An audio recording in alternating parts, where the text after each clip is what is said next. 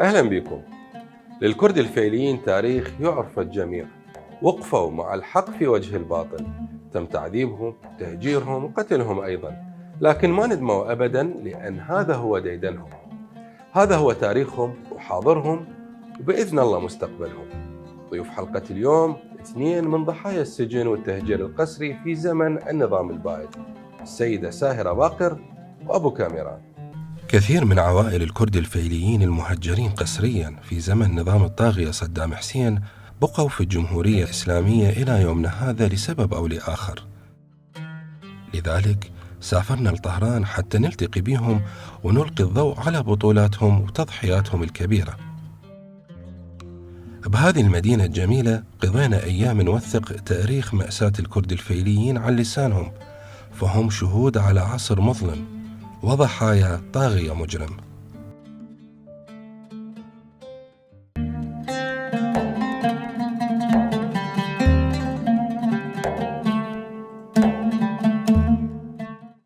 اتصال هاتفي من الجيران كان نقطة التحول الأكبر بحياة السيدة ساهرة، بلغوها أنه تجي للبيت بسرعة حتى تلتحق بأهلها اللي اعتقلوهم أزلام البعث. احنا اليوم 16 نيسان الساعة تقريبا 11:30 أنا كنت بالإدارة، خابروني الجوارين قالوا لي لو تلحقين على أهلك لو ما تلحقين. أنا من أخذ السيارة وجيت أشوف لوري واقف بالباب، أريد أطب جوا ما يخلوني. ما إلك حق. شلون ما إلي حق؟ أنا جايب ملابس الإدارة وشلون؟ قالوا لا ما إلك حق انتي. بالقوة طبيت جوا شفت عمي، وبهذا البيت كانوا عايشين احنا 4 أخوة، يعني 4 ويا أبويا 4، 3 عمامة ويا أبويا. شفت عمي دا ينزل من السطح وبملابس العمل مالته. قلت له شنو هاي وين؟ قال لي هو دا ياخذونه. انت ما تجين؟ قلت له شلون ما اجي اني؟ بس صعدت فوق شوية ملابس لملمت وأنا جايب ملابس الإدارة، شلون راح مدري وين ياخذوني. المهم طلعنا أنا وعمي وأخذونا مركز الشرطة مالت محلتنا، ودونا رقم 3 ما أدري جراج شنو كان. المهم قوم عوائل هناك واحنا نزلونا هناك بقينا. بس سؤال، انت كنت ويا عائلتك بس انت وعمك؟ لا ويا عائلتك كلتنا عمامي واولادهم كلتنا. اخوانك كم اخو عندك؟ بس هذا الاخ، بس اخو واحد. اخويا كان بالاداره. ابوك وامك موجودين؟ اي هم احنا صعدونا واخويا مو ويانا لانه هو بالدائره، ايش مدري ايش وقت يخبروا وما يخبروا بعد ما كنا ندري. المهم نزلنا بالجراج وشو قاموا يحققون ويانا. صعدوا بهاي السيارات. يابا وين نصعد؟ ومرات عمي ما كانت تقبل ولدها يصعدون فوق وياهم. قالت ايش مدري احنا وين يودونا. بالفعل ابن عمي الكبير اخذوه من عندنا، اخذوه حجزوه. ما كانت حجزوه ما ادري بعد تقريبا 3 أشهر يمكن حين حجز، وبعدين ما ادري كسروا الباب مالت السجن وابن عمي ويا جماعه ووصلوا الإيران. واحنا بقينا. وهاي اللحظه اخويا اجا ردوا يكلبشوا، قالوا هذا يشبهكم؟ قلت له لا ما يشبهنا، هذا جيراننا دا يجيب لنا اكل. اخويا قال لا تقولون اني اخوكم لين ياخذوني ويحجزوني وبعد ما تشوفوني. المهم هذا يشبهكم وما يشبهكم، وقلت له لا مو من عندنا. المهم اخويا رجع للبيت واحنا من جابوا سيارات صعدونا بس أقول لك ابن عمي ما أدري إيش قد كان عمره والله، كان بمعهد الصحة.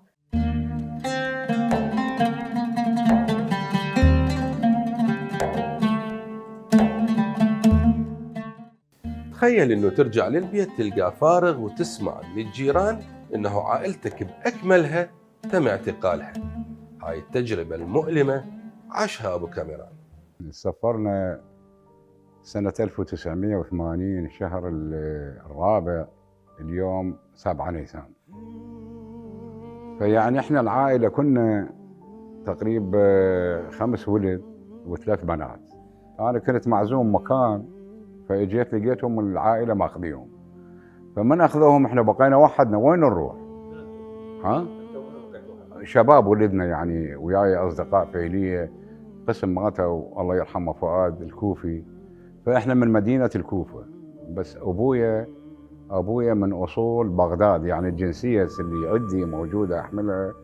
الوالد صادر من قنصلية بغداد، فاجى إلى وين محافظة النجف الكوفة يشتغل وين بالجسور القديمة.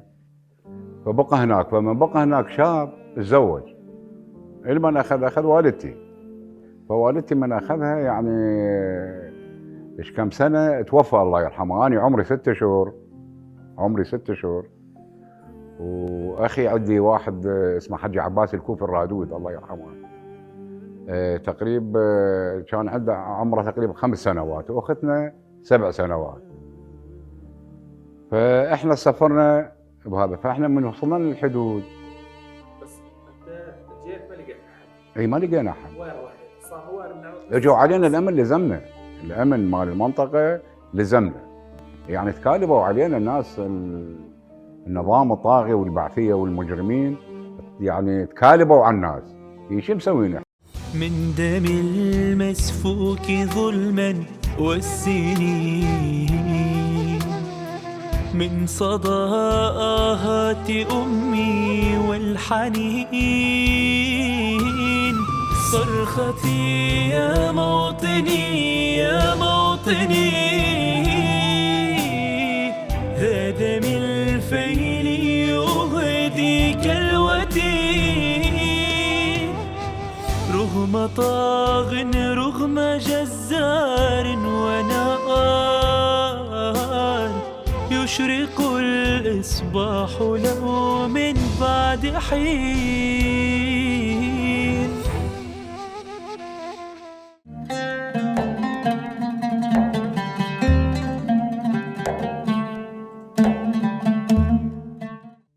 بعدها قرر أزلام البعث أن يعزلون الشباب الفعليين عن باقي العوائل، وتم حجزهم بسجن بعقوبة. من هذا اليوم بدأت المعاناة الحقيقية لأبو كاميران. أخذونا إلى منطقة بين كربلاء والنجف يسموه المحجر، معسكر يلمون به المسافرين. فإجوا علينا بالليل اعطونا كل واحد 100 دينار، هاي مذكورة، اعطونا كل واحد 100 دينار وصعدونا بالإيفات العسكرية لا سامع بها مال الجيش. جابونا إلى لون على أساس المنذرية عن طريق ديالة فوصلنا إلى فد معسكر الصبح، هم جابونا ريوق حليب وصمون وشي.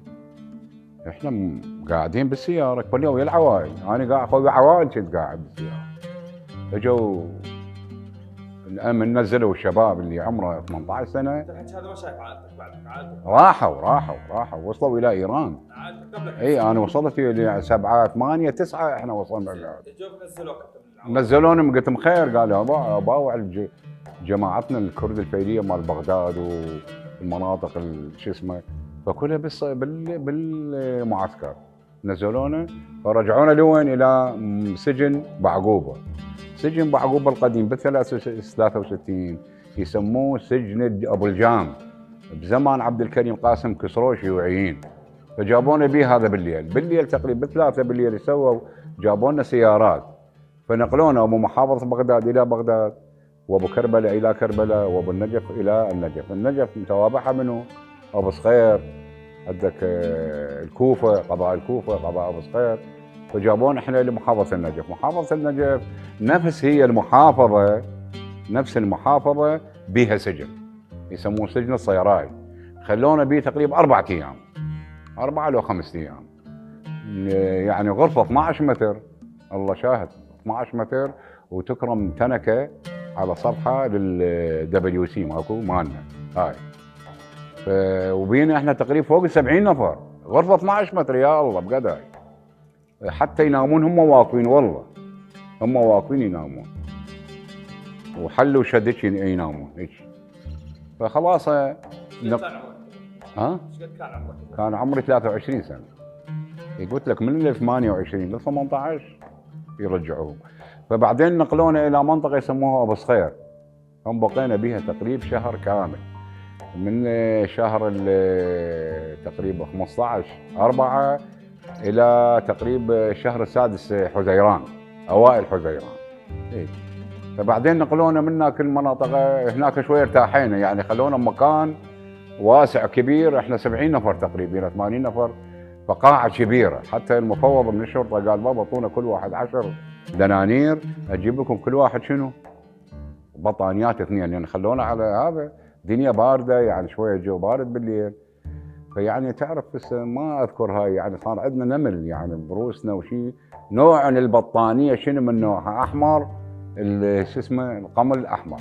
نوع البطانيه بيضة، ماكو لا ماي لا شيء لا. والاكل اللي يجيبون اياه تعرف بعد اكل السجون شنو؟ مي خالي. ف جابونا بعدين الى ابو غريب، من ابو غريب الى الامن العامه، من الامن العامه هم صار المغرب. جابونا سيارات ابو ال 18 راكب، سايق مسلح وباب السياره وبالصدر مسلحين، وجابونا الى قصر شيرين ولبينا الى ايران.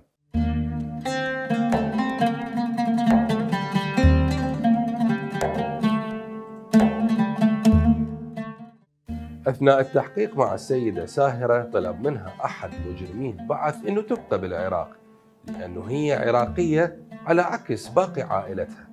جوابها باختصار كان لا، أنا حالي من حال عائلتي. المهم ابن عمي بعدين من طلعوه ويا أمي وأبويا أخذونا للتحقيقات، وش قالوا لي أنت ما لازم نسفرك، أنت بقينا. قلت له وين أبقى أنا؟ لا أنت عندك شهادة جنسية وعندك جنسية وأنت موظفة لازم تبقى. قلت له ما أبقى، حاليا من حال أبويا وأمي وأختي. قالوا كيف صعدي فوق. صعدنا بالسيارات، وش مدري أنا وين أخذونا وين ما أخذونا. وين اخذوك؟ والله عن طريق مندلي أعتقد، ما كنا ندري بها منطقة، كنا عن طريق مندلي نزلونا في منطقة عسكرية يابا، والدنيا باردة. ومرت عمي بس كانت تصيح تقول لا تنزلون، ايش مدري هاي المنطقة شكو بيها، لا شو نسوي اذا يجبرونا. على كل بقينا بذيك المنطقة يمكن تقريبا ساعة وشوية. جابوا سيارات، يا مشي يا سيارات يجيبون، لازم كلكم تتحركون. عمتي هاي الحجية قالت لا، أنا أول وحدة أصعد ويا ابن عمي الصغير، مش مدرين انتوا وين ياخذوكم، خلوني أنا بعدين أجيب لكم خبر. يا معودة مين تجيب لنا خبر؟ بعدين نطشر احنا كلتنا. على كل جابوا سيارة، هاي عمتي ويانا تقريبا شو كنت 12 بالليل حركونا. ثاني يوم تقريبا ب 12 وصلنا بمنطقة بمندلي، منطقة سومار، منطقة عسكرية، والجنود نزلوا يمنا وجابوا لنا غدا. ويابا منو ياكل يا غدا، ايش مدري خلينا بهذا الاكل.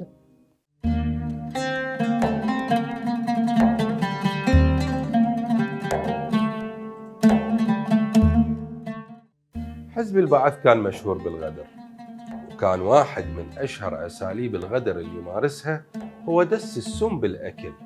لهالسبب تتذكر السيدة ساهرة أنه هي وعائلتها أثناء اقتيادهم للحدود العراقية الإيرانية امتنعوا عن استقبال الأكل اللي قدموه أزلام النظام المقبور لهم. قعدنا شوية وبعدين أخذونا لفد مسجد تكرمون، قسم ما لابسين أحذية، قسم ما لابسين نعالات.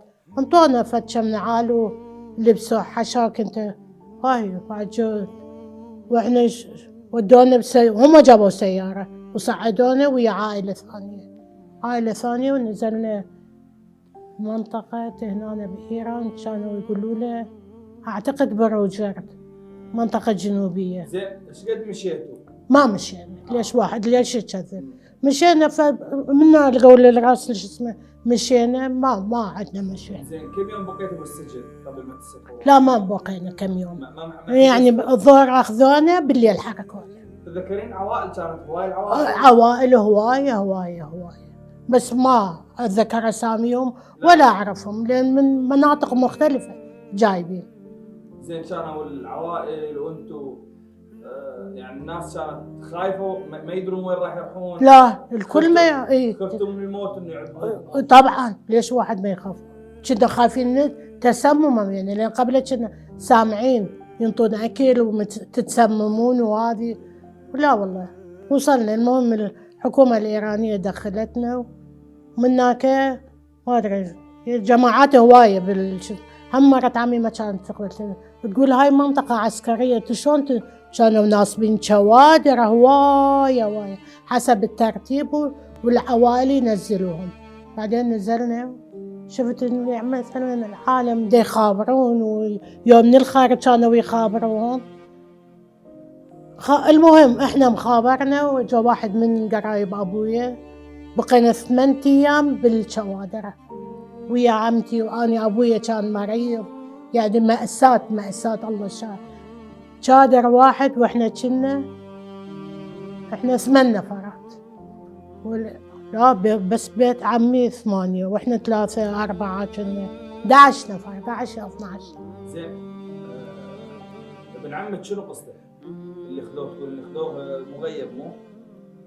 لا من اللي تغيب عندكم؟ تغيب يعني هو هذا ابن عمي الوسطاني. شنو قصته؟ شلون اخذوه؟ منين اخذوه؟ اخذوه من بيته، كان ويانا بنفس البيت بس كان عندهم بيت بالعطيفية، راح هناك نام هو وزوجته. ما ادري كانوا مراقبيهم ما مراقبيهم، كان عينهم على البيت. المهم هجموا عليهم الزوج والزوجة اخذوهم، والطفل عمره 1 و8 أشهر. شو هم قايلين هذا خلوه يمنا احنا بعدين نسلمه لقرايبكم. فد واحد ما ادري عارف ابن عمي قال لا انطوني هذا الي انا اوصله البيت خالته خالة ابوه. بالفعل وصلوا الطفل بيت خالة ابوه والام والاب عدموهم. ای برای بی گناه و بی توانم خوش که غیبی پناه و بی امانم بی نتیشه ظلم ظالم ایل بی کسو ناامید ظلمت الشویل بی نتیشه ظلم ظالم ایل بی کسو ناامید ظلمت الشویل ظلمت الشویل. ای خدا ای خدا ای خدا ای خدا ای خدا ای خدا ای خدا ای خدا حق بسین.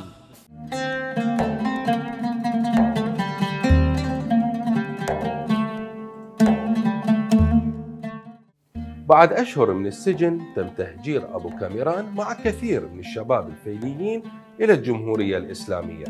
عوائلهم استقبلوهم بالدموع والهلاهل، كانت من ضمنهم والدة أبو كاميران. هذا كله احنا على ما ندري ما نعرف شنو مصيرنا. حسينا وراح يقتلونا، حسينا راح يسجنونا بغير سجن، لو يبيدونا يعني ما شو اسمه. الحدود طبعا جابونا من الامن العامه.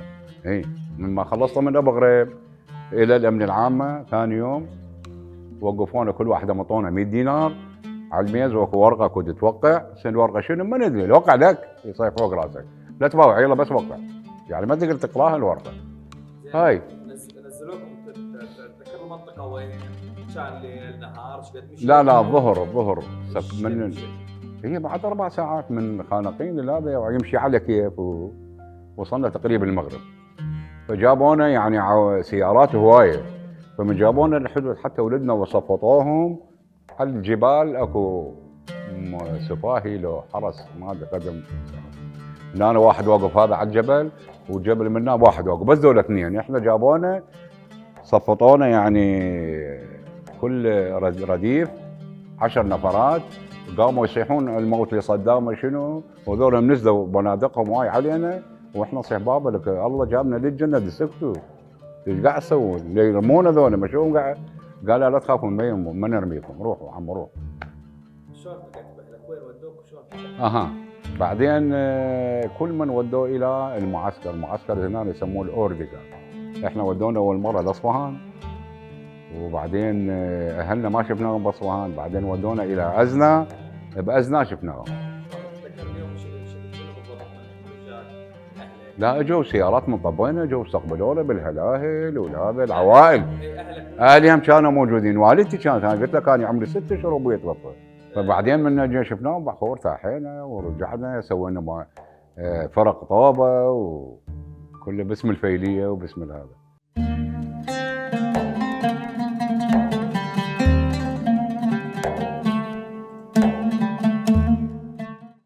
بعد 9 سنوات من تهجير السيدة ساهرة باقر للجمهورية الإسلامية، تم تهجير شقيقها الأكبر سالم. كان الخبر مفاجئ ومفرح بنفس الوقت. أنا كنت موظفة، أخويا مدير حسابات أقدم بدائرة الكهرباء الوطنية بسوق الغزل. أخويا ما سفره، شو وقت سفره؟ بعد مال حملة مالت الكويت سنة 89. احنا 80 تسفرنا، وأخويا هناك بالعراق متبهذل، ببيت ينام، وبيتنا ما كان يقدر ينام لأن قفلوه. بعدين واحد من المعارف قال بابا تفتحوا له الباب هذا، ينام بأول غرفة. بالإمجاز كانت عندنا غرفة، بالفعل هيك سوى. إلى أن بعد 10 سنين هو تعب هناك بالعراق، وما عنده خبر من عندنا، وإحنا ما عندنا خبر من عنده. على كل سنة 89 أو 90 سفروا وإجا يمنا. هو الفترة هاي المقاليع بالعراق وحده ما كان يداوموا؟ لا كان يداومون. هم ليش لا تعجبوا؟ مدير حسابات أقدم، ما عندهم مشاكل بالشغل، جيبوا هذا الكردي خليه يحل لنا اياه، جيبوا هذا الكردي الى ان هاي. بال 89 هم سفروا له، هو طلب التسفير؟ هو طلب، بس هم عم سفروا، قالوا خليه يطلع هذا. اجاكم هنا؟ اجانا هنا. تتذكرين انتم كنتوا تدرون راح يجي لو ما تدرون؟ لا احنا فجأة. احكي لنا هاي اللحظة. اول كان ذيك السنة صار زلزال بإيران، كنا مخبوصين وكنا بدنا نتحول يمينا. اشوف فد واحد خابر قال اخوكم ترى راح يجي. يا شلون راح يجي؟ على كل عمي وعمتي وامي راحوا للأردغة اللي هو نازل بيه بكرماشانه، كان نازل. المهم راحوا هناك التقوا وياه، انا رحت وياهم يمينا. انا كان يقول لي ما تقدرون تشوفوا، ممنوع فعلا. قلت له شنو ممنوع؟ احنا هاي 10 سنين ما شايفين، هسه بتجيبوا لي 3 دقائق اشوفه ونسلم عليه واخذه. وبالفعل هيك صار، الله الشاهد، يمكن 5 دقائق مو اكثر. شافنا وقال لا تخافوا، يحققون وياي الى ان يخلصون التحقيق، بعدين ينقلوني لطهران. واحنا بدنا نجي لطهران شفنا واحد من القرايبه من الخابر، ترى اذا وصلتوا يوم ما وصلتوا سالم هسه يوصل للطهران، يبقى فلان مخيم. هم اني وامي وعمتي وبنت عمي رحنا للمخيم. قال وين شلون تعرفوه؟ شلون ما نعرفه؟ قلت له اشرت عليه، قلت له هذا دا يتمشى. قال دا يتمشى، هسه عنده تحقيقات هم تقدرون تاخذوه. توسلت بيه منا ومناك ومنا، قلت له والله هو هالواحد تخلينا ناخذه ونجيبه احنا. هو قال اني يوميا بعد دليت هذا بس اروح اشوفهم واني بنفسي اجي اسلم. بالفعل هيك سوى.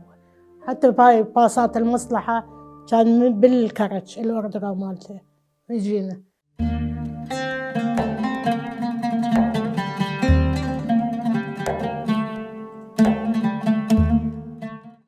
سالم باقر شقيق السيدة ساهرة كان مدير حسابات أقدم في وزارة الكهرباء، لكن هذا الشيء ما منع أزلام البعث أن يهجروا للجمهورية الإسلامية. والسيدة ساهرة كذلك كانت موظفة حكومية، لكن أجبرهم التهجير القسري أن يبدأون من الصفر ويبنون حياتهم من جديد. كل التعب وسنين الدراسة والجهد اللي بذلوه في وظائفهم صار فجأة هواء في شبك. كان تشوفني أنا أطلع من الصبح الساعة 5:30 الصبح أروح للشغل شو اشتغل؟ بالخياطة. أنا كنت موظفة بالعراق، بس أنا ما عندنا مدارك، ما عندنا مستمسك، ما عندي. تحسين انه تسفيركم من العراق خلاكم يعني تبدون من الصفر، يعني ظلموكم هواي بالتسفير، يعني انتم موظفين وخادمين؟ هو ايه خادمين، اي والله.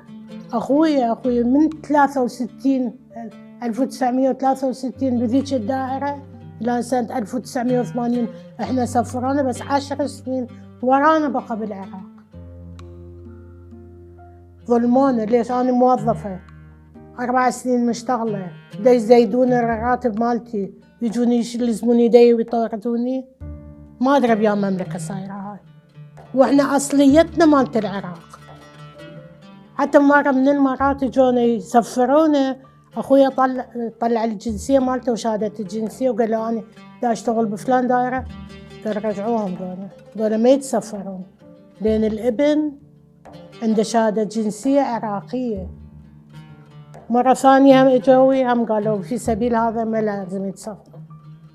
غافلون. هاي المرة الثالثة وسط النهار جوي. بيتكم وراها؟ لا، بقى كم سنة، هسه قبل ما سنة يمكن ما صار سنة باعوه بعد، لأن ما كانوا يقبلون. هي أم البيت حاجزتها إلها على أساس انطوني فلوس يلا أطلع. ايش تنطيك فلوس؟ فلوس الإيجارات 40 سنة أنت قاعدة بيها، كنتي تاخذين إيجارة من هي بنت صاحبة البيت. المهم ولد عمي باعوها وخلصنا نفسنا. لا احنا هسه التقاعد مال اخويا صار له 5 سنين متوفي، فلس ممضانه فلس هالقد، وما عنده جنسية إيرانية هنا، وهناك بالعراق صار تقاعد. وكان يروح ويجي، إذا مثلا هنا احنا كفلناه قلنا يابا ينام يمنا، من تردوه هو يرجع للعراق. المهم كان يروح هناك ياخذ إجازة من السفارة، ينطوه شهر واحد بهذا التعب وهالقد فلوس صارف، يرجع يبقى يومين هنا قبل ما تخلص المدة لازم هم يرجع للسفارة. ليش أكذب عليك؟ بس مرة واحدة من السفارة جوي هنا، العوائل كلهم راحوا، لأن واحد يخبر الأخ كان قالوا جايين يوزعوا لكم فلوس. احنا مطبينا انتو كم نفر؟ اني وعمتي واخويا واختي، ما ادري امي كانت متوفيه يمكن. واحد قال لي اخوك ليش؟ قلت له ايه اخويا ليش؟ ليش اخويا ايش يستلم؟ لا لازم مال اخويا تنطوني. ما تنطوني والله ساقلب المسجد على راسكم بالقوه قبل ينطيني. قلت له لا احنا لا ايرانيين ولا عراقيين، لازم تنطونا حقنا. منو المهجر؟ احنا المهجرين. احنا ضيعنا مدارسنا، ضيعنا دوائرنا، ضيعنا ذكرياتنا كلها هناك بالعراق، عفناها وجينا حافين هنا وبقينا تحت الشوادر الى ان احنا بالبدايه من وصلنا لايران عائله ايرانيه كفلتنا طببتنا ببيتهم. بالبدايه قدمنا بس ما اي جواب. بالبدايه على اساس مال اخو ابوي قبل صدام متوفي، ابوي صار 42 سنه متوفي. اول سنه وصلنا بعد حتى الاقامه ما مطلعين، دفناه بضمان اهل البيت مالتنا، صاحب البيت مالتنا. المهم رحنا للبيزاره اطلع شو اسمه شهاده وفاه، قال لي اعطني مدارك حتى انطيك شهاده وفاه. اخويا قال لي خلينا نرجع للبيت. ذولا مبين من عندهم الواحد مو يعني شلون اقول له، مو قضيه محتاجي، انا اذا واقعا مو حقي ليش اقدم؟ يعني حتى الشهداء ما استلمتوا لا لا لا، الشهداء يمكن ابن الشهيد مستلم يمكن. لا والدتك لا لا لا لا، هسه الله شاهد المعامله مسويها. هذا نمشي بيها هلا المرو فردا اليوم وباكر، واليوم هوايه تعذبت. واني ان انا كنت اشتغل هاي معمل، مو معمل كبير، كنا 5 نفرات مال خياطه.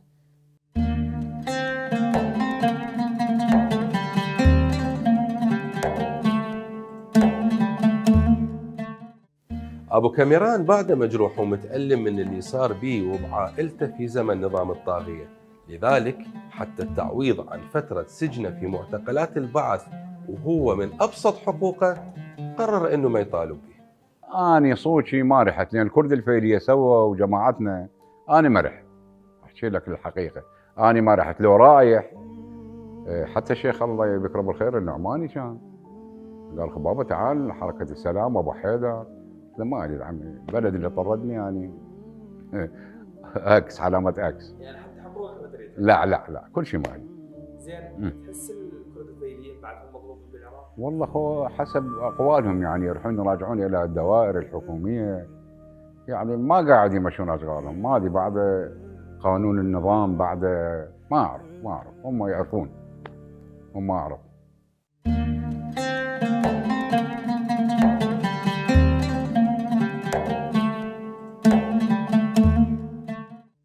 الشوق لمراقد الأئمة عليهم السلام جعل ساهرة وعائلتها يرجعون للعراق بعد سقوط الصنم مباشرة، وكانت تغالب دموعها وهي تتكلم عن هذه الزيارة. أبوي كان يحن، هواي كان يحن، احنا كنا نحن بس هنا بإيران واحد يحكي العدل كان أمان، كنا نحن للعراق بس نرجع شو نسوي؟ هم نبدي من الصفر؟ لا تحنون قصدك تحنون الاماكن؟ مالي شينا شو تحنون؟ شو تشتاقون اكثر شيء؟ لمن تشتاقون؟ والله احنا اول بعد سقوط صدام كنا نحن، بس صدام سقط اخوي قال لي لازم اخذكم من العراق، لازم اخذكم وتبقون هوايه هناك وبعدين نرجع. اي اخذنا، بقينا تقريبا 2 شهر، يا شويه اقل شويه اكثر. احكينا بالتفصيل من اول ما طبيتي، ايش شفتي بالعراق؟ وين رحتي؟ والله اول ما رحت للعراق اخويلي شغف، والله اقول لك مو ببالي هوايه، بس ليش؟ هم ظلمنا هناك، ما كانوا يقبلون انتوا ايرانيين شكلكم جايين هاي بالبدايه، بس لا شويه يعني شنو ايرانيين؟ احنا بلا جواز هم رحنا، طينا فلوس قليل عبورية بقينا هناك، كانوا يقبلون. وأنا كنت أشتغل بدائرة هنا، مو دائرة، معمل مال خياطة، بالشغل قليل روحي مو مشكلة. وين رحتوا بالعراق؟ احكينا. رحنا أول طلعة مالتنا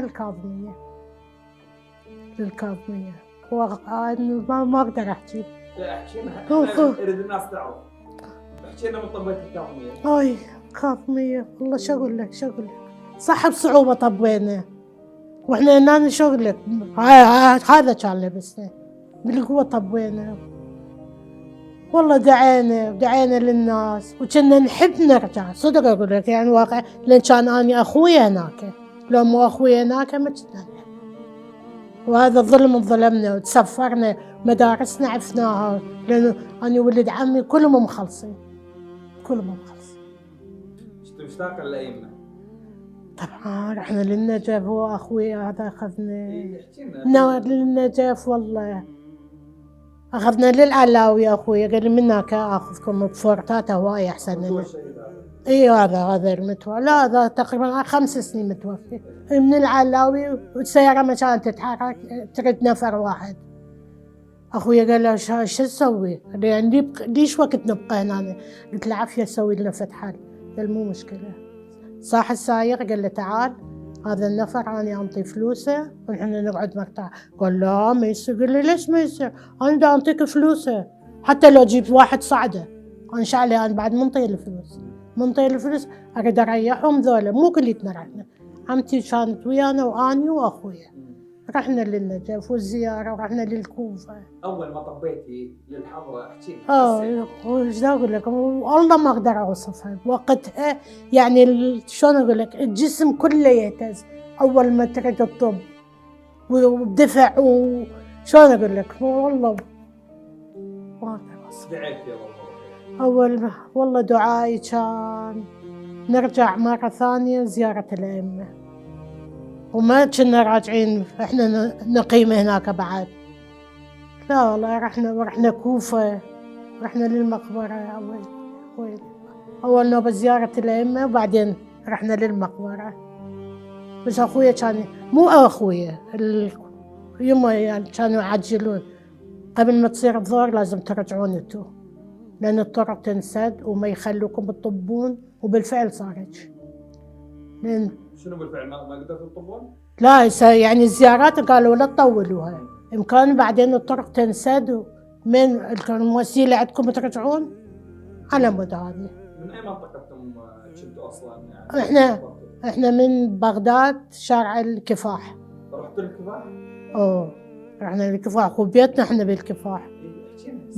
رحنا للبيت والله شغل، هاي اللي كانت قاعدة بالبيت مالتنا. شعدكم لما تطبون جوا؟ قلت له ما نطب جوا،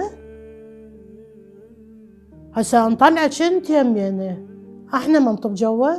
وانا كنت ماخذه صورة الشهيد ابن عمي وزوجته بيديه، قلت له لا احنا لنا حق، هذا بيت عمي، بيت عمي الكبير، بس احنا كبرانين بيه، لان عمي الكبير كان موصي كل الاخوه بنفس البيت يعيشون. المهم بالقوه طبينا جوا، وتقول لنا قلت له ليش ما اعرف، هاي غرفة اخويا. وين ملابسنا؟ انا قالت انا ما شايفه قلت له ما شايفه انتي؟ انا شفت الصور مالتكم. لا انا كنت اقرا قرايه مالت مرات عمي، كانت قلت له قرايتك ما مقبوله، انتي قاعده غاصب بالبيت وتقرين قرايه مال مرات عمي يا عنوان، وما تنطين اجاره، ما كانت تنطين اجاره، مشتغله البيت ب8 غرف هي مقسمتها وخلى بيها الناس، وإلنا ما كانت تنطي. مثلا بن عمتي نوبه قال انطوني غرفه من غرفه خالي، وانا اروح اقول له لفلان، وكانوا بعثيين. اول روحه والله احنا كان عندنا هيئه حسينيه هنا، يدري ويدرون الولد، فكان عندنا هيئه بالولايه ظهران، فمن رحنا استقبلونا بالبنادق يعني بالفرحه، كنا ماخذين اغراضنا والسيارات. حجي جاسم الله يرحمه كان مسؤول الهيئه، جاسم الكوفي، فمن استقبلونا ببنادق فرحه يعني ماكو بالعشط بالكوفه. طبينا جوا بعد هذا جباوس وهذا، والله الزقايق القدامى تقريبا 70% لو بالجبهه لو معلول لو شو اسمه، بقيه باقين القله، لان هو صدام سوى بالشعب. مواليد ال 55 او 53 ما هم ذول جماعتي.